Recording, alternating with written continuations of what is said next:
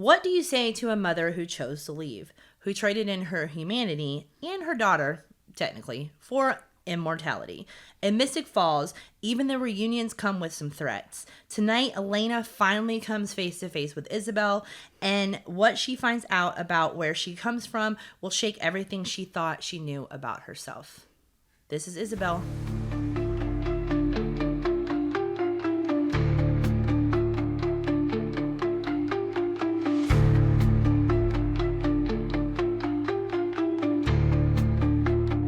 Welcome back to Bloodlines and Backdrops. I'm your host, Amber Janae. We're talking about episode 21. I cannot believe we're almost done with season 1. First of all, this is absolutely insane.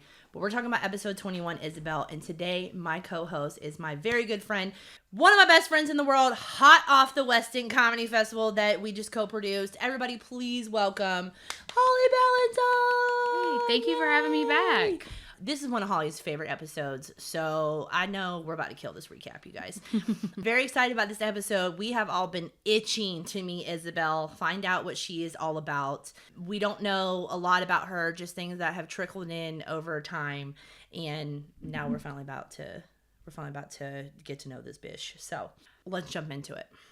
All right, our boy Alaric, he's sitting at the grill. He's trying to have him a little drink. Little daytime drink that he does, and he hears a voice, a very familiar one, that says, "Hey, Rick." And he looks over, and he very slow, he goes, "What?" Because I don't know what he expected it.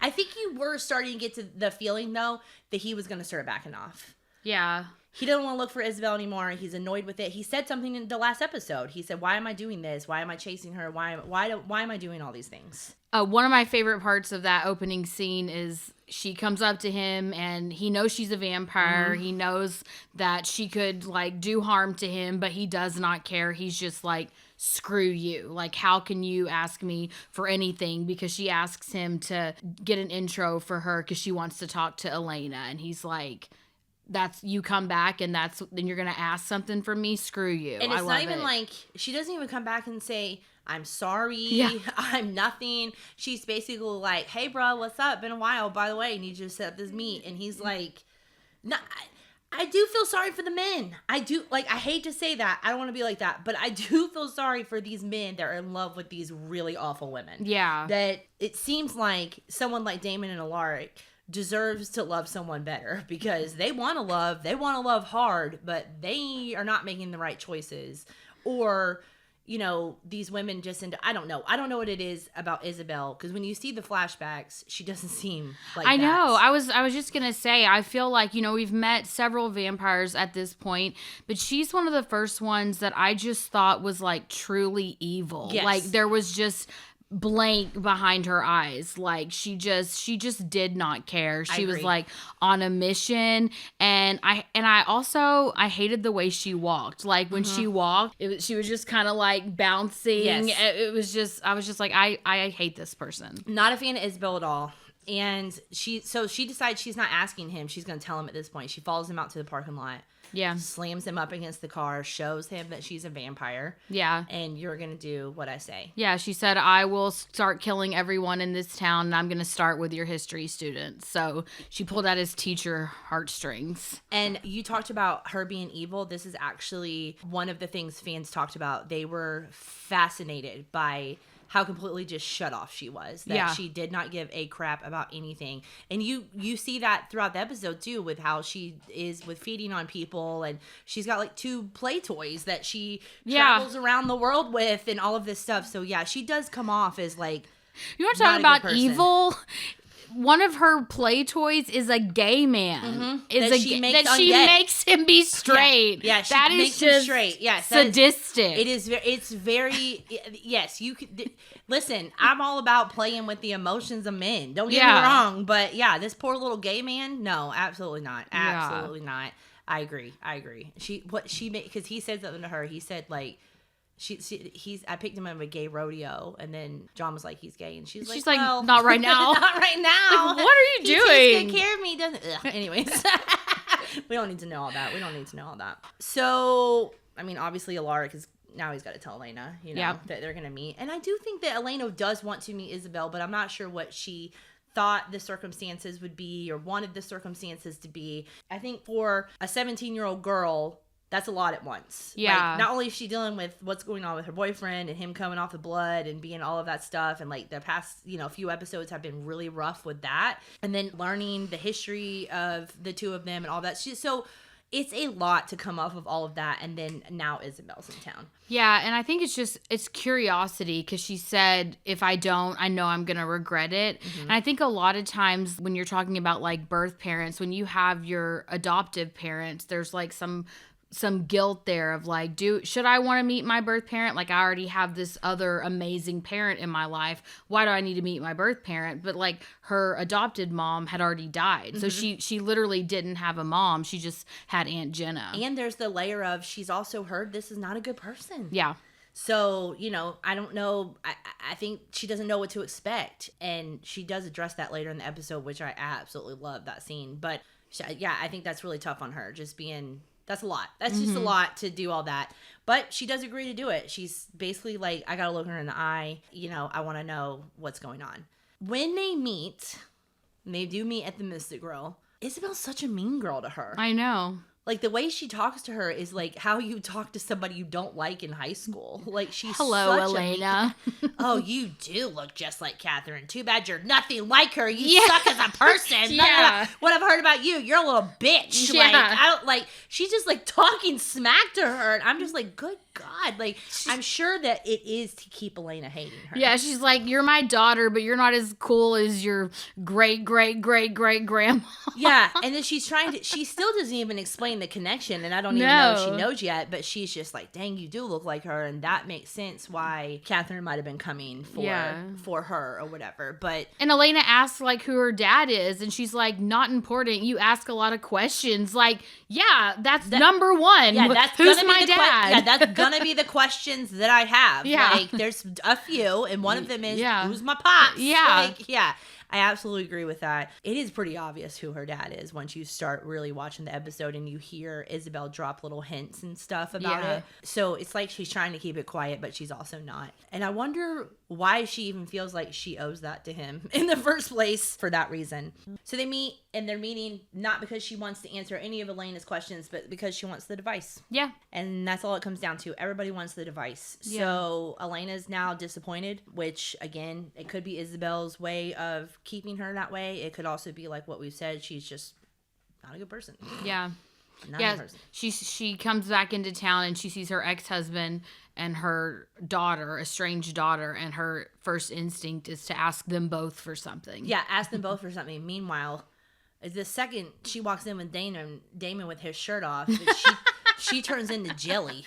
Yeah. She's like, same. She's not big bad vampire anymore. Can't blame her. When she's around Damon, she's like, oh, I remember these feelings, because that's next. Yes. So she goes back home. Damon's at her house. You find out Damon had taught her the whole most expensive foreclosure in town. Yep. So on the tours, her season 2 house is on the tours. Right. The season 1 house is a different house. I do currently have Jessica looking for that property, so I'm hoping we can go do an on location for that. But her season 1 house is different. Her season 2 house is the one you see on the tour, the one that is in Covington for that. So I was actually wrong, and I say this, I can admit when I'm wrong. I tell people on the tours, oh yeah, that's where she kidnapped Jeremy. No, it's not. No, definitely it's not. It's not. So I had completely forgot. I knew that there was a season 1 foreclosure house, but it had been so long since I watched the show. Mm-hmm. I just thought it was only scenes with her and Damon. So I had forgot about. Yeah, the first one's stuff. Tan, and then the second one's white. Yes. Yeah. And it's and they're big. They're both big houses. I don't know if they're meant to be the same house by the time the second season comes around, but it is a different house by the time the second season comes around. But anyways, Damon's there. Damon's not interested in her bullshit. No, when Damon shows up, he says one of my favorite lines to her, because they're arguing and he's kind of like flirting with her and making it seem like he's okay with everything. And then when she lets him know that it's not really her that wants the Gilbert device, it's Catherine. Mm-hmm, mm-hmm. And so she's like putting all of the blame on Catherine. And then she's like, don't kill the messenger.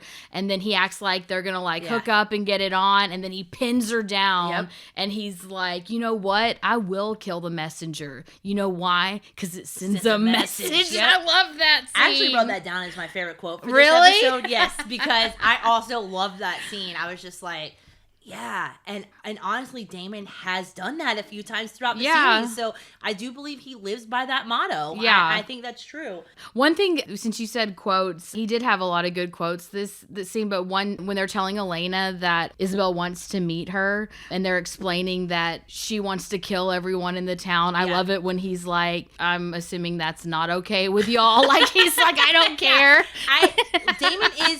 Damon actually. Fans talk about at this point where you can see this episode how much he's changed since the first one. And that's such a good point. He has like these silly quotes. His personality has really opened up. He's starting to get funny. He's starting to get more aggressive about the people that he cares about. Since Damon decided to stay, he did decide to be a productive part of society. And he's doing that. But there are actually a lot of fans who actually talked about that and saying that the killing the messenger is also iconic. So that's one that a lot of us like. It's like, it sends a message. It's so good. So good. It's absolutely so good. All right, so after Damon does not give her what she wants, now she's on to plan B, plan C, plan D. I don't know what plan they're on. And she goes to the school parking lot. So the Timberwolves parking lot is actually in Monroe, Georgia. And up until about 3 years ago, the Timberwolves was still there, but then people started coming to town and not taking care of it. So the football field is still there, the parking spaces and all that they used in season 1, but unfortunately home of the Timberwolves is gone. But we do have some photos of the home of the Timberwolves that we can pop up in the episode. So she gets there, she confronts Elena. She basically says to Elena, you need to figure out how to get me this device. And Elena's like, I'm not going to do it. And she's like, well...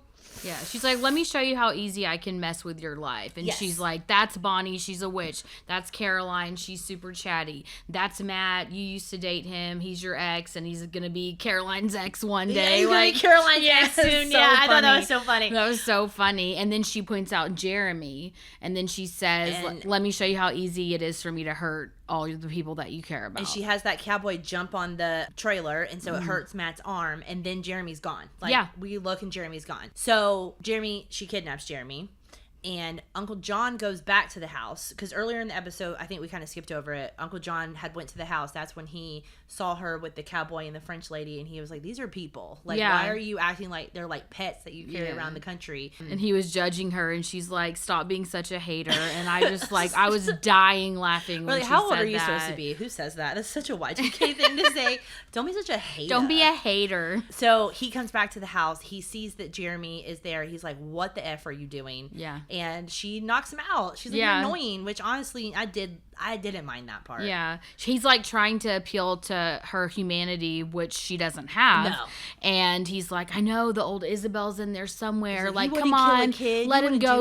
You wouldn't hurt a kid. And then she's like, okay. And then she beats the crap out of John. She beats the crap out of John. And takes his ring. And she took the Gilbert ring from him, too. She does take the Gilbert ring. That's true. Yeah. So she's being serious. And at this point, I'm assuming Catherine's also being serious. She's like, you need to apply the pressure. Yeah.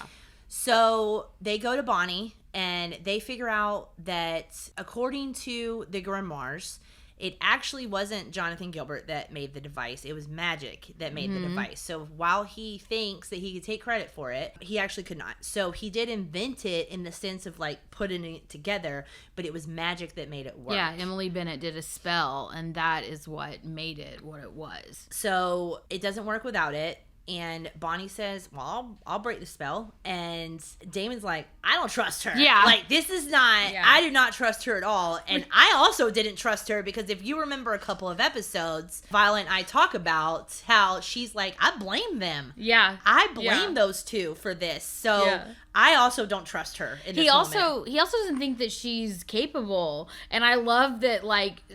So she's trying to prove that she can undo this centuries-old spell. Yeah. And she's like, oh, yeah? Pick a book. And then the book goes, and she's like, see? Yep. Like, and then it flies over. It's so good. We need to pull this out because I forgot to pull this out for this episode. This green shirt right here. We're going to pull this and put it. So this is actually the shirt that Elena's wearing in this episode. And I think that it may actually be used again by another character later in the series.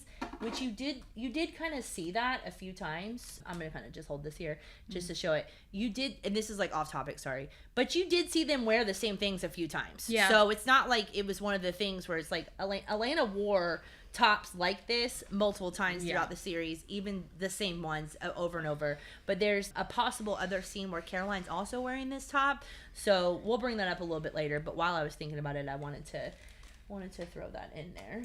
Okay, so Bonnie does or doesn't do the spell. We don't know yet, right? And then the next scene is they're going to Mystic Falls to meet up with Isabel to give her the device. Yeah. Now, I was out there for filming this, and as I talked about the episode before, we talked about in 20 how I almost hit Ian with my car. I technically should, my very first photo, again, not over it, should have been 1864 Damon, but it was not. It is from this episode. So the night that Isabel says Damon's in love with Elena, this Stefan girl got her first picture with Damon, and Ian very much remembered me almost hitting him with the car a couple weeks before, and it was a nice giggle. But this was such an insane scene for us to watch filming because it's tense. It's tense what's going on, and we're trying to hear. There are a few episodes ahead. I don't even think we realized it was Isabel yet watching filming. And I specifically remember us hearing her say, "It's because Damon's in love with you." Like, I remember us hearing that line, and all of us were like, oh my God. Like, we didn't know what it meant, what was going to happen. And then, of course, the next episode really threw us off watching filming.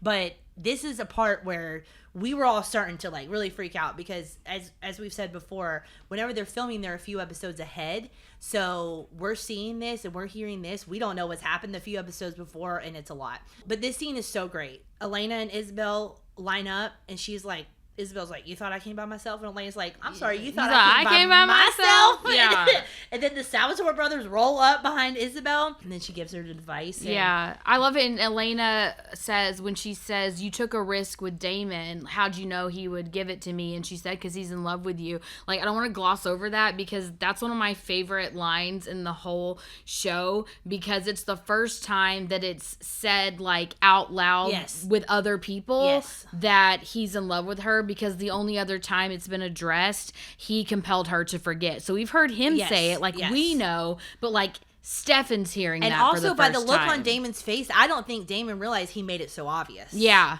Because Stefan was like...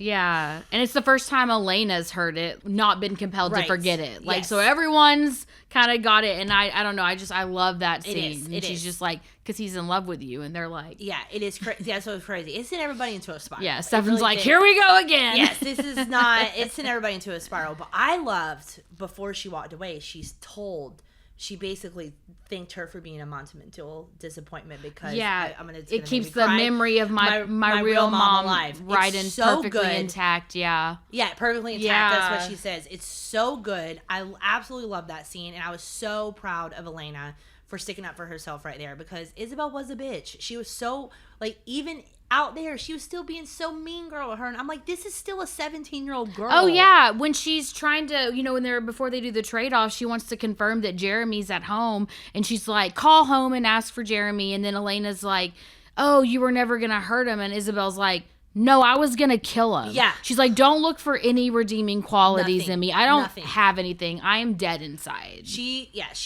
wants Elena to hate her, and that's very clear, and we're gonna understand why in a few minutes, but yes, so that's very, very clear. So she gets what she wants. Now, obviously, the fan theories start really going crazy right here. As you said, that's one of your favorite lines. Us watching filming, we heard it. We knew things were about to get really crazy. But fans have really been, at this point, they're ready for Damon and Elena after episode 19. Yeah. So it's like episode 19 happens, and then you hear this.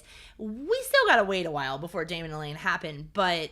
this is the point where the fans were like, all right, we're locked in. Yeah. And Damon and Elena, you start really paying way more attention to how Damon interacts with Elena after you hear Isabel say that. Because like you said, now it's out. Everybody knows. It's not just us as audience members watching and figuring it out. It's all the characters, everybody are figuring out that this is happening. So Isabel goes to say goodbye to Alaric. And Alaric basically says, I don't know why I was chasing you. You ended up, I don't know why I wasn't good enough. I don't know why the life we had or whatever, but it doesn't matter anymore. Takes off his ring, takes the vervain out, and he says, you can either kill me or compel me. Yeah. Kill me or compel me. And she decided to compel him, and she told him that it was the biggest regret of her life, but that it was her regret and that she wanted his heart to be free of her, which I thought was a very kind thing for her to do. And then she runs off, and he kind of snaps out of it. And she says she's always going to regret it, too. She's like, I chose this. I did this. It's not your fault. And I'm going to regret it for the rest of my life. Yes. And I wonder, too, why she didn't even try to bring him into the fold. Like, it seems like at no point was there ever... I mean, she talked to him about vampires. You saw that a little in the flashback.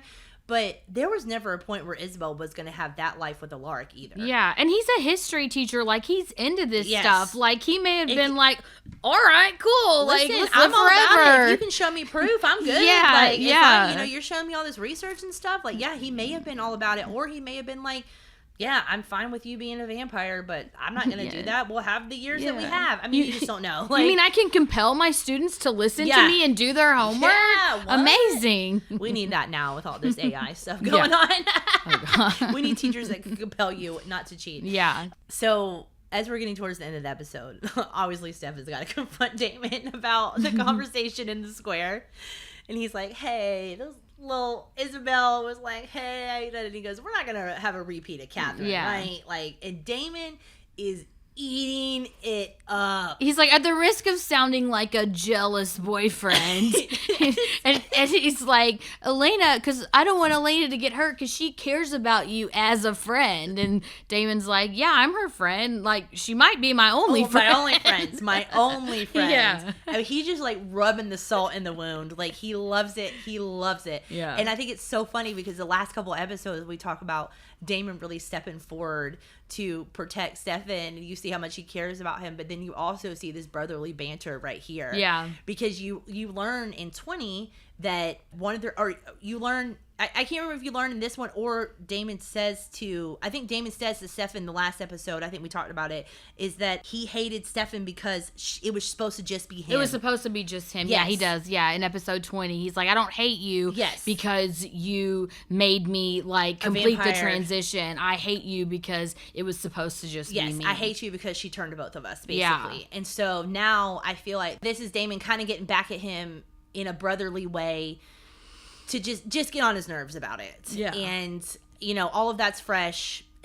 It happens, and honestly, it's an awkward conversation. Yeah. And it's not something Damon has said out loud. It's not Damon confirming that it's true or anything like that. At this point, those are Isobel's words. Yeah. But I love it. I love that he's like, we're not going to have a repeat, right? And Damon's like, I don't know. We'll see. So, and then that's when Damon, he's like, we've got a bigger fish to fry. Because he's like, I know how good you are with like life-altering information. And he basically tells him that John Gilbert's Elena's dad. And tells Stefan that he needs to be the one to tell her, which I loved because that was 100% payback for him having to tell her about the human blood. Yeah. That was him being upset that he had to be the one to do that. So he's like, your turn. Yeah. Yeah. So I agree. That was really good. Damon was great in that scene.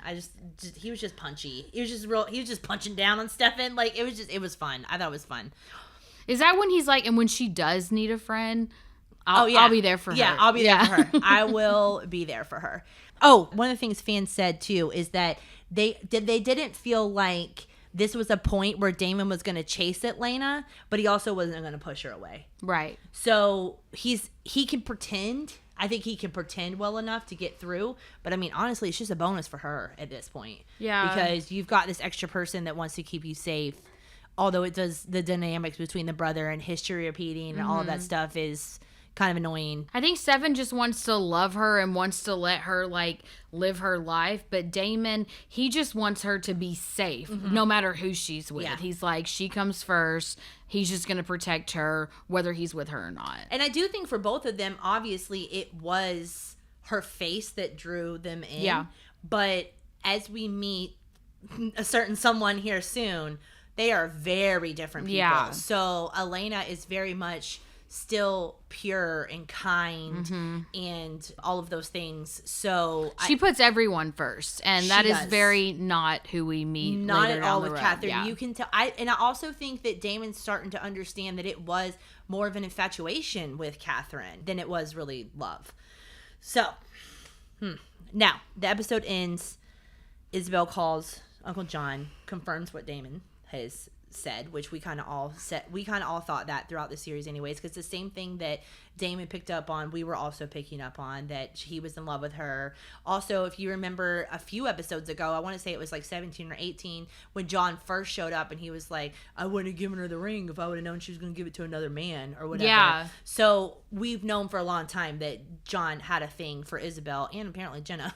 So apparently he gets around. But you see that Elena is a common goal for the both of them, and they do want to protect her. Yeah. And so all of everything that she did to hurt her and all of that was to protect her. It sucks for Elena, but now we do understand that she just doesn't want Elena to be a part of this like horrific world that she's in. She says to John, I need you to add 2 vampires to the list. Yeah, she's like, I don't want this life for her. Yeah. She's our daughter. Yeah, and then we got to do better for her. And John basically like, I'm one step ahead. Yeah, of you. I know. Yeah, Salvatore brothers out. Yeah, Salvatore brothers out. Yeah, so.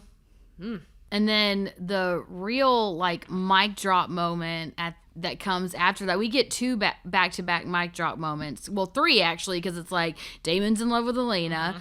And John's her dad, and then Bonnie tells Caroline that she didn't remove that spell from the Gilbert device. She said, I did something bad, and I can't exactly say what it is because you're our dumb friend who doesn't know everything yet, but yeah, so yes. When Elena finds out, she's never going to forgive me. Yeah, she just did some like witchy-woo stuff, like with the fire and the lifting it up in the air, So but Damon it was all right. just... Damon was right not to trust her and to follow his instincts he was right there, Yep. But also, again, I understand why Bonnie's doing it. So Bonnie's probably feeling the same way Isabel does. I don't want this for Elena. And plus, she's also coming off hot on Stefan attacking that girl in 19. Yeah.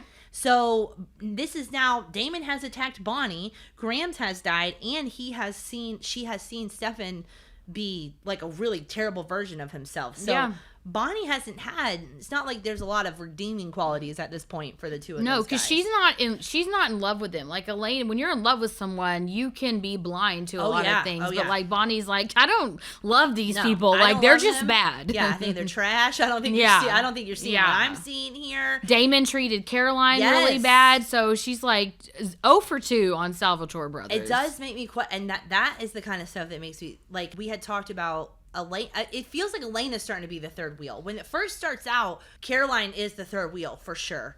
But Elena is kind of pushing herself out of the group because she is starting to put the Salvatore brothers before her friends. Yeah. And Bonnie done told her straight up a couple episodes ago, I'm not going to make you choose, but I have to choose for myself. Yeah. And that's Isabel. All right, so as part of the Covington connection today, we wanted to show you Isabel's blue lapis necklace. We do have, this is the original prop that we usually keep on display right here, but we took it out to show you guys a closer look. Just kind of give you a comparison. As you can see, obviously everybody uses blue lapis, but it does look similar to Catherine's, but not the same, but it is similar. This is what keeps her alive during the day. All right, we have reached the Covington connection for episode 21, Isobel. Now, we were out here watching filming for this, but however, as you can see, we're like right in the middle of the square. So they definitely had us at a distance that it was hard for us to kind of hear and see what was going on, but we did pick up a few key things. And one of them was Isabel saying, that's because he's in love with you. And we knew immediately that she had to have been talking about Damon, because why would she tell Elena that Stefan's in love with her? Obviously, that's clear, right? They're together right now. We kind of had an inkling that that was coming. Then the next episode, when what happens on Elena's porch happens, that's one of the reasons why we thought that was Elena, which we'll kind of talk to you guys about next episode. But this is where they were standing. Isabel makes the comment about, did you bring the device? She said, where's my brother? This is not a negotiation.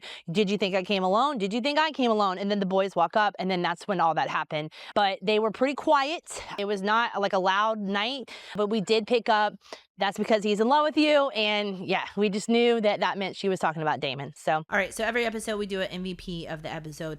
I don't know. I might have a couple for this episode. I originally wrote down Damon. Mm-hmm. Damon has been my pick the last, it's been my pick the last few episodes. I feel like Amber's going to switch to Team Damon before the podcast is over. It's really crazy because I'm like, I am upset with Stefan right now. I don't like Ripper Stefan, how he treats Elena. That's what I don't like. So I'm not a fan of Stefan being in that headspace, although he's starting to get a little bit out of it for now. But there's a few MVPs. I could almost say Isobel's also that's an MVP. my MVP.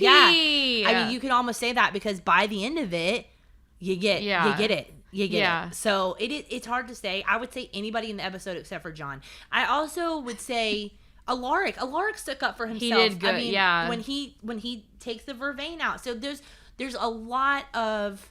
We're getting towards the end of season 1 right now. There's a lot of characters that are coming into their own. Yeah.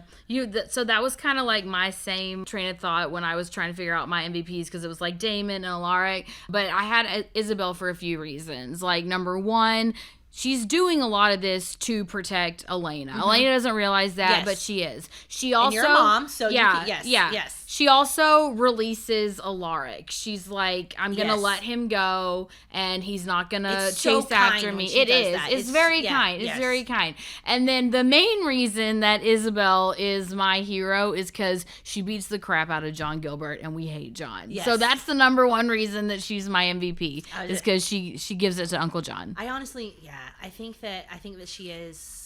I think she's great in this episode. I also could say Jeremy, which we didn't talk in the recap, but when he tells Elena, get out of my room. I'm tired of your crap. You're a liar. You're a liar. I'm tired of all your crap. And this is, I've talked about this multiple times over the series. It frustrates the shit out of me that she doesn't tell Jeremy. I know. They're like, she acts like he's a toddler, and they're like 5 minutes apart. And you know Anna's a vampire. Yeah, you know that. He's dating a vampire. You know that. What in the hell is going on with you? Like, she's like, just trust me. You don't be with her. Just trust me. It's like, what? Oh no, but you can be with the one that throws you up against wardrobes and has to fly across the room because he can't handle the smell of your blood. Come on now. Like, Anna has not threatened Jeremy at all this whole time.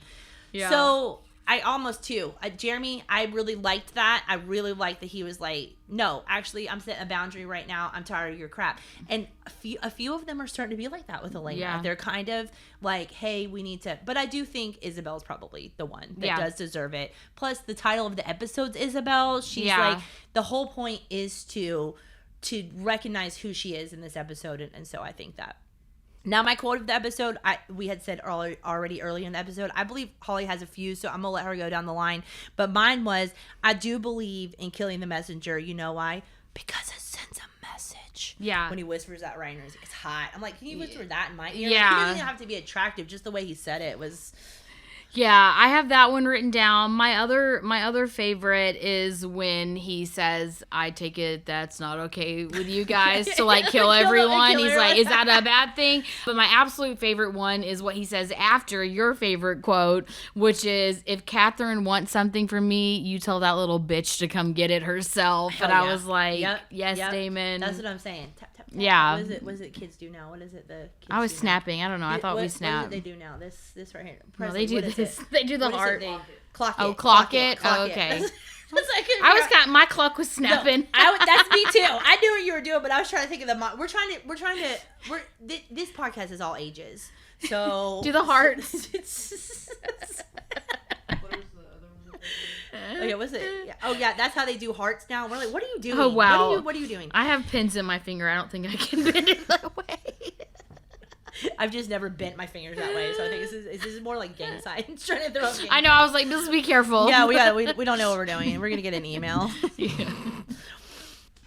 Isobel came. She threatened. She manipulated, and then she walked right back out of Elena's life like she never existed. And what she left behind?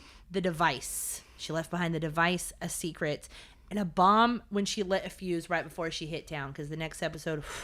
Next week is the season 1 finale. We are on the very last episode, Founders Day. And if Miss Mystic Falls has taught us anything this season, it's that their town celebrations, they're going to end with somebody getting hurt or dead. So that's all This is honestly what I feel like we've been building towards this whole season. I'm so proud of everything that we've done. All my co-hosts that have come on, it's really been incredible. I can't believe we're already here towards the end. We're going to do a roundtable for the next episode, so hopefully Holly's going to come back. We're going to have several people that we've had hosts throughout the series and a couple of other extras and things like that were out there for the finale to tell the story, so I'm really excited about that for the next episode. So use that hashtag Bloodlines and Backdrops if you guys are watching the season and having a good time. Let us know what you think. And until then, stay safe, stay vampy, and remember, in Mystic Falls, nothing is ever as it seems.